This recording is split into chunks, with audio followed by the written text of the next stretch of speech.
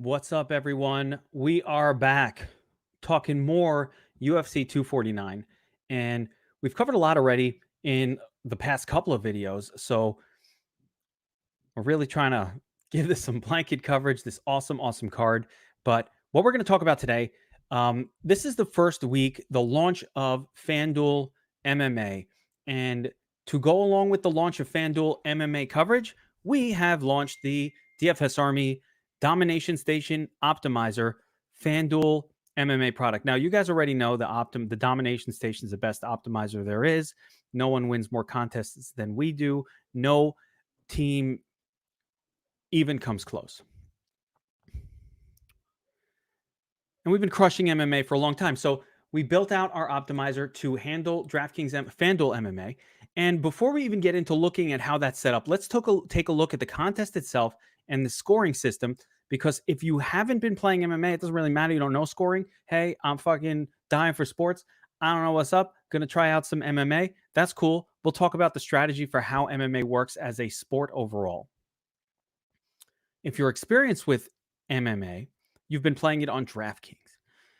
DraftKings has a slightly different approach and scoring system compared to FanDuel, and I want to go over that right now as our first move. Now, number one, as you can see here on screen, there we go. I got some stuff for you on the MVP, Eric. I have a lot of ideas here, and I think I have some edges that are going to allow you to be different from the competition. So we'll get into that. But the first thing is just to understand the full scope of what FanDuel is doing here. So they're using their MVP format. That means everybody's the same price, but you're selecting one fighter to put in the MVP spot. MVP will get 1.5 times scoring. Now, know what your competition will do. Your opponent is going to take the most expensive guy with the highest win odds and just throw them in there blindly. Well, he's definitely going to win. He might win early. But just doing that is no edge at all. A, it's going to be what a lot of people do. And B, it's probably not the sharpest move. It's definitely not the case that the most expensive fighter scores the most. Let's take a look at the scoring system. Let's take a look at the scoring system and try to understand the difference. And there is a couple of things here that are completely unique to FanDuel that people don't know. But I'm going to start with the basics. We're not going to look at MVP. Everything's 1.5x, and it's just confusing. So we're going to look over on the flex side. First round win, 100 points. Second round, third round, 50. Fourth round, 35. Fifth round, 25. Decision win, 20. So this might look like a nice, even distribution. But this is not how DraftKings scores fights at all. So what FanDuel did, DraftKings goes 90, 75, 50, 30. FanDuel emphasized the first round win by adding some points in there. 10 more points. And de-emphasized the decision win by dropping it all the way down to just 20 fantasy points. That's just the beginning. But it is a big difference because the way FanDuel has this set up, there's a massive drop if it goes to decision. We don't want decisions at all. If you have decisions in your lineup, you're going to be in trouble. You're going to need 5 finishes inside the distance, most likely. Now, here's where it gets interesting. The fact that, all right, knockdowns 12 instead of 10 on draft, no big deal. They're just doing that to be different. Submission attempt, 5 fantasy points. What's a submission attempt? I don't know. How do you score if something was a submission attempt? I'm not sure. Is a Kimura, a little Kimura, is that a submission or is that just repositioning? Kimura lock is where, one fighter puts a sort of pressure hold on an arm and twists it. Sometimes you do that to regain positioning. Sometimes that's for a finishing move. Let's say a fighter who's a heavy grappler, sometimes they go for 4 or 5 different submissions in one sort of exchange. You'll be on the back. All right, I'll give you an example of how this could be insane scoring. Sometimes you see a fighter riding the back of another fighter. right? And he'll ride the back for 3 or 4 minutes during the fight. This is grapple heavy. You can try to lock in the choke. Didn't work. Let's go. Couple punches. Goes again for the choke. Didn't work. Okay. Couple punches, right? Another choke attempt. There we go. That's 3. Is that 15 points? Is that just 1 point? I don't fucking know. Is that, I mean, 15 points. Is that 1 submission attempt or 3? We're not going to know until we see the scoring and how it happens. But technically, I've seen fights where guys in just one exchange might go for 4 or 5 submissions just on one back ride. That's just one round. So to me, what this is takedowns, 6 points, okay, instead of 5. Takedown defense, never been scored before. So if a fighter's going for takedowns all the time and the opposition is defending them, we've seen fights where a guy will go for 10 takedowns and land 3. That means his opposition has stopped 7 takedowns, has defensed 7 takedowns. That's huge. That's 740, 21 points. That's as much as the decision win.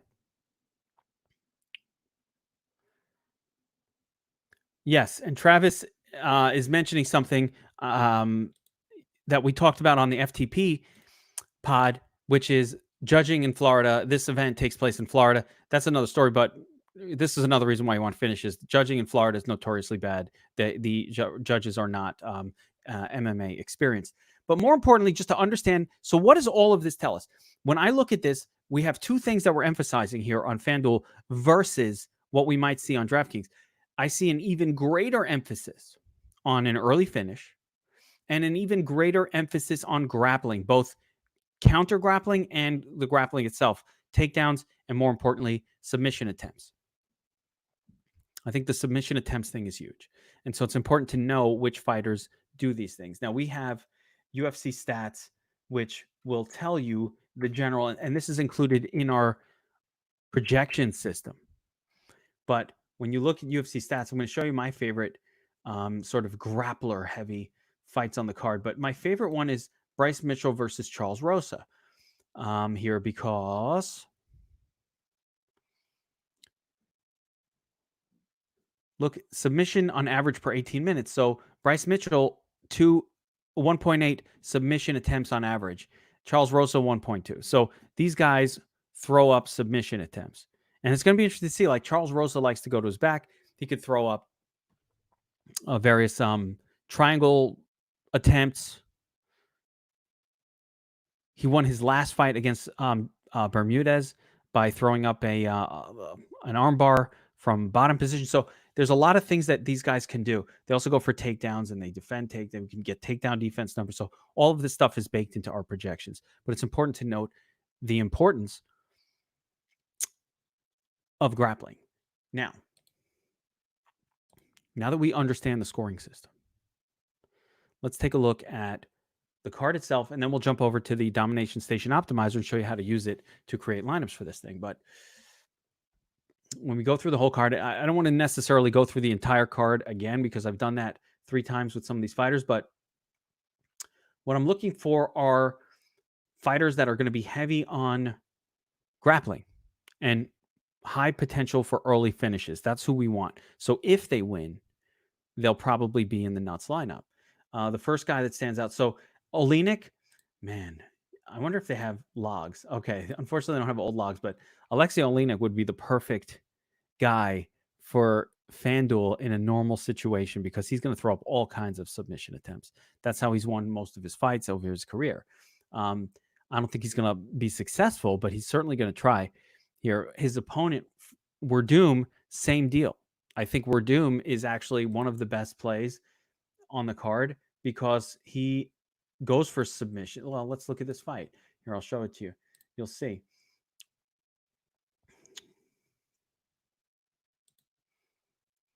When you take a look at this pairing, you're going to see 2 fighters that win by submission a lot and that throw up a lot of submission attempts. And look at Olenek, 2.8.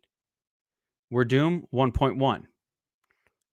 Lots of grappling points for Olenek, but Werdum is actually the BJJ super master black belt guy, and he should be the much better submission grappler. They're both old as fuck, so that doesn't matter. And, to me, this is going to be a really interesting fight where I think Werdum is just the more skilled guy, but who knows? If Olenek wins, he's probably going to be in the nuts lineup because he will win via some sort of a takedown and probably a submission. He'll get the submission points. He'll get all kinds of points. But overall, I like Verdum in this spot, and he's one of my favorite captain or MVP candidates. I talked about the fight between. It's interesting how they list the fighters in order of salary and not in order of the fight. Also, not my favorite approach. But Charles Rosa goes for submissions, lots of grappling, could stop some takedowns, could get some takedowns. He's $11. It's a mistake in pricing by Fanduel. Rosa is plus 150, which means he's nowhere near one of the heaviest underdogs on the card. He's a big-time grappler. He has an inside the distance prop that's not great. Rosa by submission plus 700. I mean, it's not great.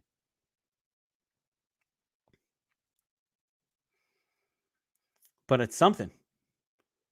Mitchell inside the distance plus 250. Rosa inside the distance plus 580. So Rosa very interesting as a punt. And I think live for your captain spot as a super, super low owned. No one will play this guy at MVP. No one will because no one feels comfortable. Here's the all right, let's talk about the psychology and then we'll get to the Dom station. When you play on FanDuel with the MVP and you don't have to pay a penalty for putting someone in the MVP spot, the natural inclination will be to put the most expensive guys in there. This is where the ownership will be at captain because they're pretty close to locks to win and people want to make sure they get the win. So a lot of these guys are playable here. I mean, Span is fine. He can get an early finish. He could do his thing. Verdum, I love Verdum. He's going to score big. Ngannou, sure, he's got that power. He can get a quick knockout. Definitely worthy of MVP. Cejudo, I don't know about him. Cater, I don't know about him. But, Bryce Mitchell, no one likes him. But, he can get a finish here on Rosa by submission. Lots of submission attempt points. Luque is probably one of the best plays there. He's got takedowns. He's got submissions. He's got power. He's got everything. Of course, Ferguson and Gage are going to put up massive numbers. They might not score enough because I think both are durable enough to last a few rounds, where FanDuel doesn't reward that maybe as much as the other sites do because of the quick drop in fantasy points with each round. But still certainly worth rostering. So there's a lot of potential here. Now let's jump over to the Domination Station and see how this all works. All right, so before we get to that, see, I never let you get to it. For those of you following along at home, and if you guys are with me, you're already interested in the fights. You're interested in the FanDuel side of the fights, and you're looking to be really good at this. So if you want to practice, if you want to say, hey, I just want to give us a shot, but I don't want to spend a lot of money. Well, you've got a nickel game here. You've got a quarter game. You've got a dollar game. All good for 150 entries. The $8.88, man, I know my man Eric Hoffman, he's gonna play it. It's 100K to first, 300,000 prize pool, so 33% to first. It's a really, really top heavy contest. You better fucking win it. I think you can, but you better fucking win it because you need a piece of the 100K, and you ain't taking it by yourself. There's going to be a few people sharing it. Not that many combos. So you get into that one, just make sure you win it. Come in first. Dollar game. So lots of contests, all kinds of different price points that you can max enter on FanDuel. And if you're not comfortable, you're doing it for the first, even play the nickel game. If you win it, you'll have a little FOMO of what you could have been. But so what? At least you won something. All right, let's take a look at the Domination Station and the build we have going on for FanDuel. Now, standard Dom Station. Set your lineup number. We have a couple of different fantasy points systems that you can use. Actually, we only have the one. So, oh no, we have two. Okay, so we have fantasy points in a win and fantasy points. Now, what do these two things mean?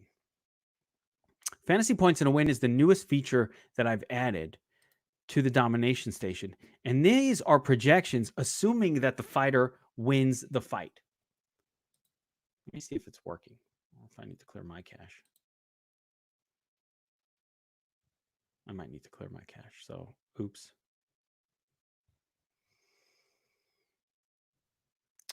See if I can do that.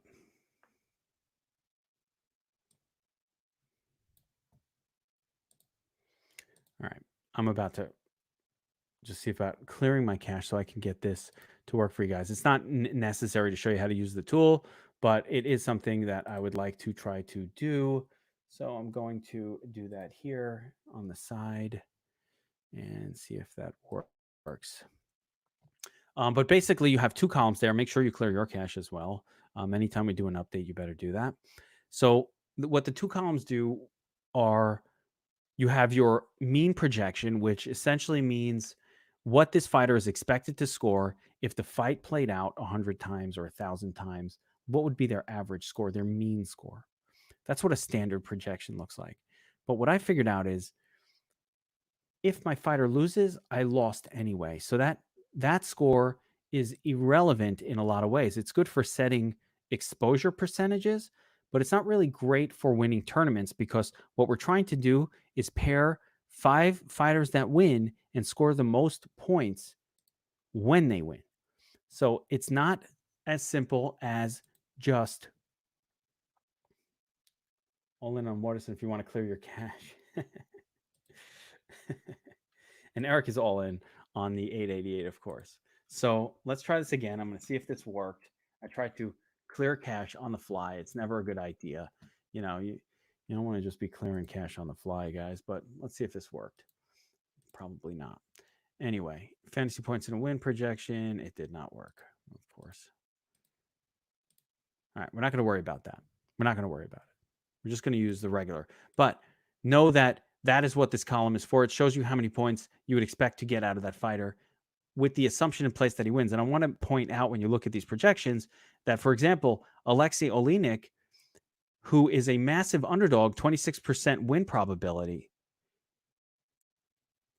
is projected higher than Fabricio Werdum, who's going up against him with a 74% win probability. So what this ends up doing, and this is why it's dangerous, is you have to, when you use this system, control for exposures because it will just hammer underdogs like crazy into lineups for you. But we're not going to use that. We use standard, and we're going to really talk more about the mechanics of the Domination Station and getting it all set up. Who the locks? LDLC to lock. Who the locks? There we go. Let me tell you something. If you're not winning money on Asians playing video games, I don't know what the fuck to tell you, man. Do not fade the Asian fighters. No. All right. There are no Asian fighters on this card. You're good. Here we go. Now, run the tool, right? So, all right, let's say I'm just running. Okay, let Jesus take the wheel, as we like to say here. That means we're going to run 150. We're going to close our eyes. We didn't do any research. We didn't look at the FTP Kill Shot podcast. Nah, I don't give a fuck. I'm just going to run it. Figure, let's see how the projections do. Now, this is not the best approach, but for making 150. But let's see what our exposures look like when we run it this way. Let me speed that up. We'll do 85 here, so we don't have to wait forever. And I can look and see that it gave me a lot of Tony Ferguson, Vincente Luque, a little bit of Cowboy at MVP, a little Cejudo, a little Werdum, a little Ryan Spann, a little Ngannou, and so on and so forth. It's interesting. There's Charles Rosa, but he only wants to show up as a flex play, but a lot of it in flex and a lot of Cejudo. So this is our exposures right now. Way too crazy. So we have to control for exposures a little bit and get this set up how we want. Now, one thing that's very important to note about the Dom station is you control everything. So if I want to control the MVP position, I'm going to click over to the MVP tab right here. See that there? It says toggle the MVP box to set MVP exposures. Now, Kevin, how come I'm not getting? Or my favorite is the Dom station isn't giving me any Rosa at MVP. Well, no, you aren't giving you. Let's say I want 10%. So I'm going to set it at 10. So basically, I go through this list and I'm going to say, all right, who do I want as an MVP? I definitely like Redoom. Okay, he's in a great spot. Ngannou, sure, why not? He has sure you can uppercut, quick KO power.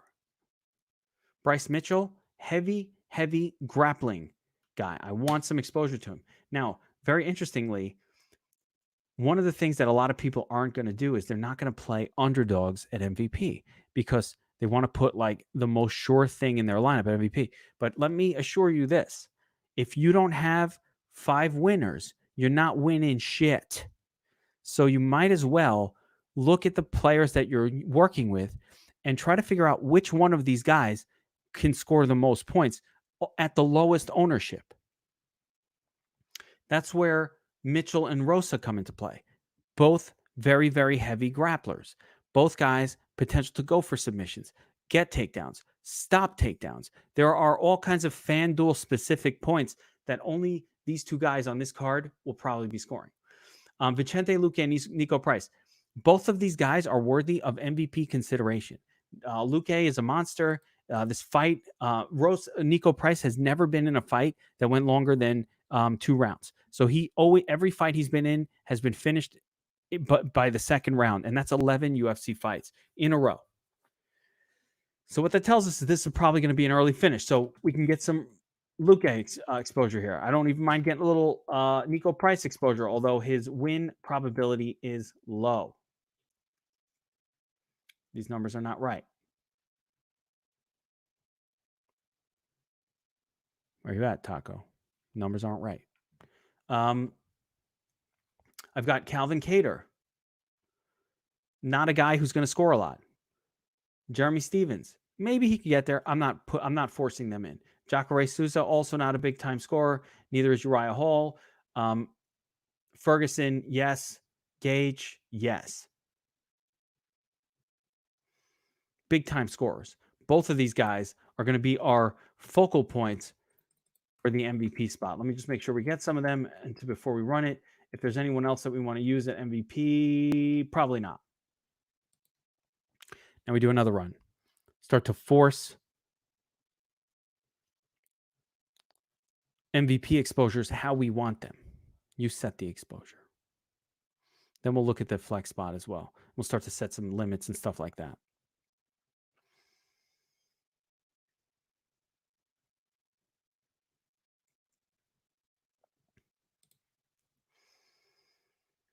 So this is the second run. We've got 125 lineups that have been created here.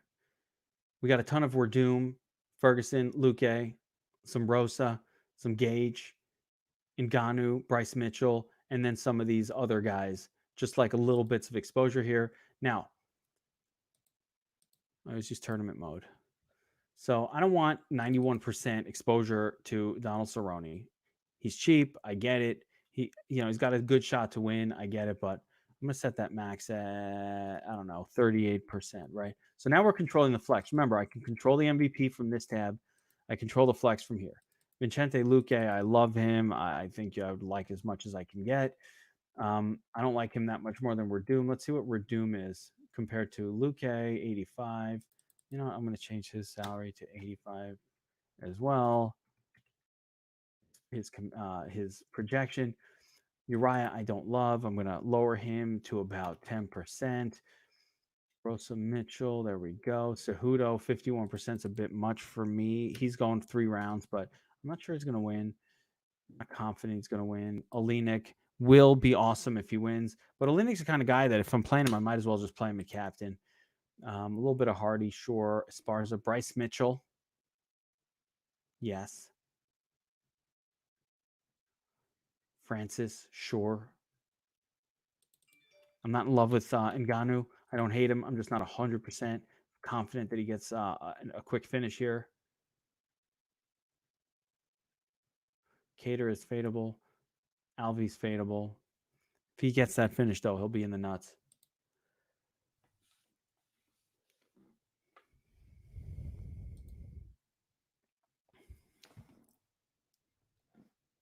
So right now we're just going to run another 150 lineups and take a look at the exposures and run it a few times until we get those exposures kind of where we want them. And again, I've broken down all of these fights on my notes on dfsarmy.com. You could see where my leans are. So the biggest difference is we have right now between FanDuel and DraftKings is just FanDuel putting that emphasis on submission attempts and takedown defenses. That's a massively different approach than what DraftKings does, and it does put a little bit of an emphasis on fighters who. Here we go. On fighters who do a lot of grappling in their fights, but it doesn't not enough that I don't want to play like Ferguson and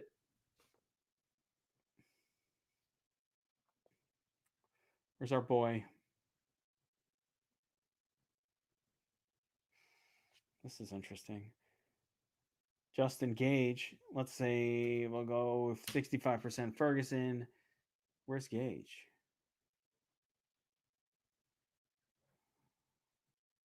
Projected too low. Let's add this up to 105 so he starts showing up in some lineups.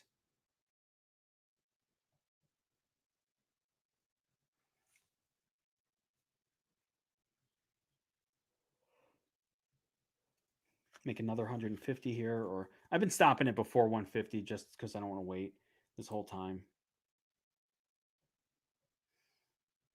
See if we're getting some Justin now.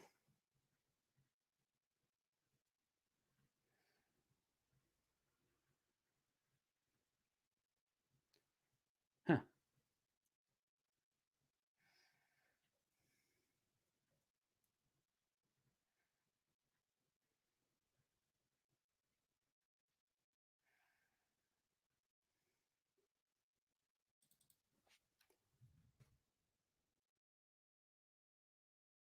MVP. Oh wow.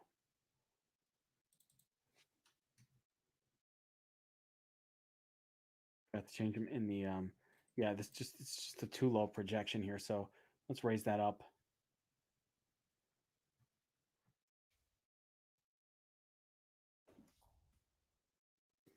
Why isn't he showing up? Yeah, because I think Tony's gonna win the fight, but Gage is super live. So that's an all-in fight for us. Again, I don't want to re-break down all these fights. I'm gonna do that again in a video tomorrow, final thought video early tomorrow. We'll do just like a quick run through Geek's thoughts on every fight. I've already done it a little bit in the FTP pod and a little bit on my Super Draft breakdown, but I really just want to kind of show you the mechanics of using the Domination Station to set up lineups on FanDuel. And so that's what our focus is right now. And as you can see, we're able to control our MVP exposure from this box right here. A lot of these guys are only showing up because I gave them minimums. So I can add to those minimums. I can reduce them a little bit.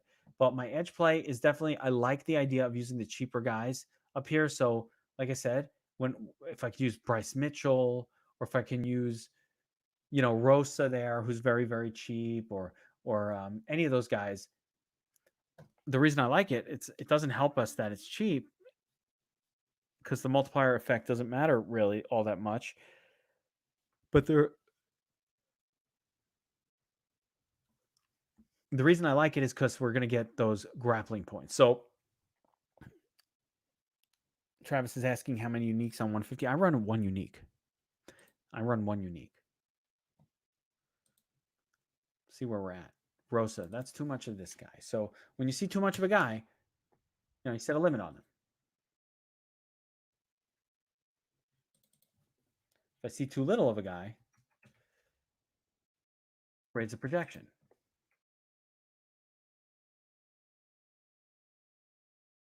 Ryan Spann, Carl Esparza, Ngannou. Bergen I don't like. Hardy I do like. I've come around on Hardy quite a bit, even since the FTP, where I like him more and more.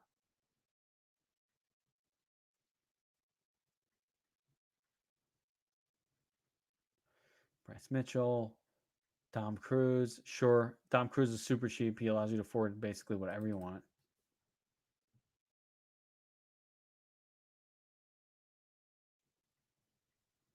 Let's give it another run.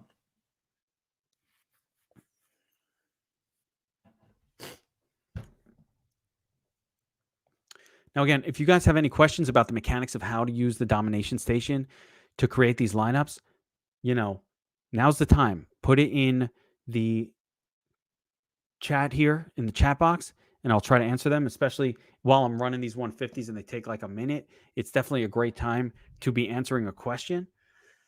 But here you see, all right, so I've got it. I've got 150 lineups run here. I got a ton of Luque, lots of Were Doom, some Cowboy, a little Gagey, Ferguson, Rosa. I might even raise up my exposures to some of these, like just natural, hopefully, to raise it up. A little bit of some long shots, but any one of these guys could end up being the highest scorer. And then we're controlling our flex position here. Obviously, I really like what's going on already with these exposures, but I'm going to continue to tweak these before I upload them. Now, when I'm ready to upload, I'm just going to download the sheet from. Let's do one more run, and I'll do an actual upload. How about that? How about that?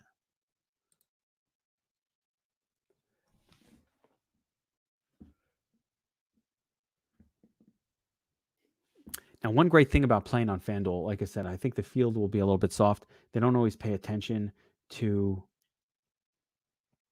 the new scoring system. A lot of people are just playing right now MMA because there's nothing else going on in live sports. So there's going to be a ton of softness in the field for this sport, particularly on this card. Lots of dead lineups, lots of people who don't understand. The Dom Station will never stack a fight. It just won't. No fighter versus opponent. And that's a good thing. Other optimizers don't have that parameter. So you see these lineups with stacks. I'm like, what are you doing?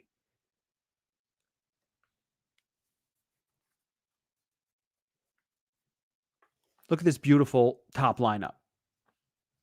Luque, Cruz, Hardy, Cerrone, Were Doom, Ferguson. I like this lineup. It's number one.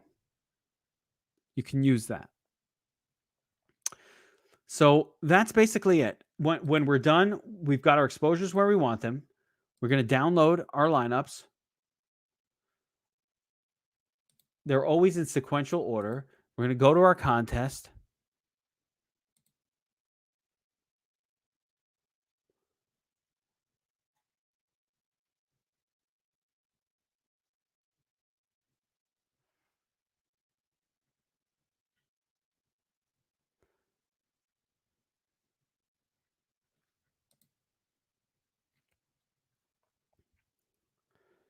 It's a lot of Luque is right. I don't mind a lot of Luque because basically the way we've called this fight on the podcast and my breakdown of it is Luque Price never goes more than 2 rounds. He's never gone. So there will be violence here. And Luque has a lot of paths to the win in terms of both takedowns and submission like he did in the first fight or just via striking. So I just see a lot of paths to a win for Luque. And like I said, if his opponent, Nico Price, wins the fight, it's going to be in violent fashion via a knockout. So Nico Price is absolutely MVP viable. You have to look at what will happen if these people win the fight. And as you could see, some of the projections for the highest projections for fantasy points in a win, look at Rosa, 101, Luque, 101. See, these are not guys. This is a $9 fighter that has like one of the highest fantasy points in a win projection. Of course, our primary target is going to be Tony Ferguson.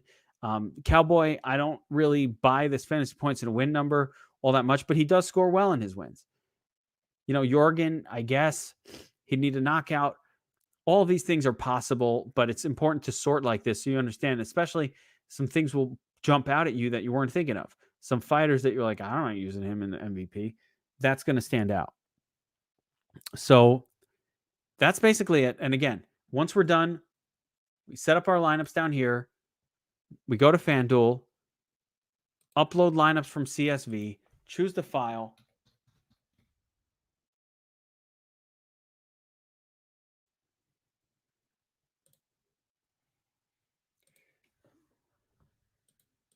Upload, enter 150, and boom, you're done.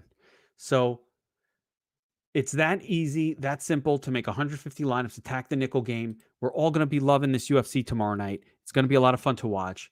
You've got the Domination Station now set up for FanDuel. You've got a sport and a site that no one really knows how to fully play the right way. So there's a lot of edge here. Get at it. Let's see those helmets up. Let's see those helmets. First place, second place, third place, fifth place, eighth place, 10th place, 15, 20. Got so many helmets.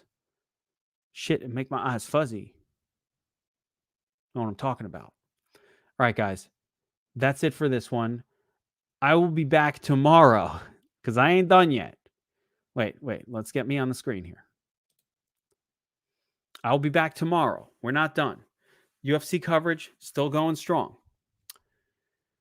I'll be back tomorrow with what I call a quick breakdown of all of the fights. I'm sure you've seen, you might not even want to see that shit. It's like I had enough of your fucking opinions, but I continue to research. I continue to watch tape. I'm never done until the last second. My lineups will not be complete probably until boom, like 10 seconds to go. Upload, edit, please. So I'll be back tomorrow with a quick breakdown of every fight from just my point of view. Then I'll have Eric on, Eric F., the cash game assassin, on with me. We'll talk about cash lineups for the slate. We're going to do that early tomorrow, early Saturday, in the day. And then we'll just roll up our sleeves and churn out more and more lineups as this event is going to probably release more slates than what we're seeing right now. I think they're going to release new ones. So I don't know. I might try to get 300 uniques going. Who knows? Anyway, awesome event. UFC, I can't wait to watch. I hope you guys are excited. Good luck tomorrow. Good luck this weekend. Good luck using the Dom Station. Let's crush FanDuel. And yeah, we'll see you guys tomorrow. Take care, everyone.